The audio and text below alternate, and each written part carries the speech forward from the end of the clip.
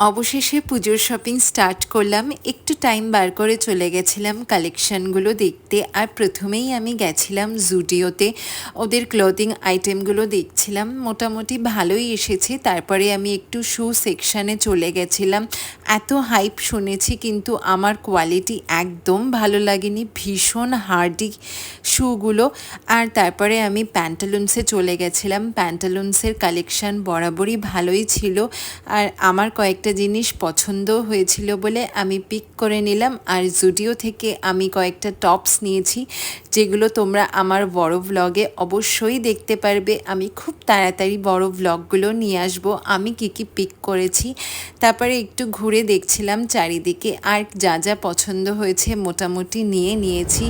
আর তারপরে এই বাড়ি চলে এলাম। আর এটা তো বেস্ট পার্ট, অনেকগুলো শপিং করে খুব ভালো লাগলো। আর তোমরাও ভিডিওটাকে লাইক করে দিও।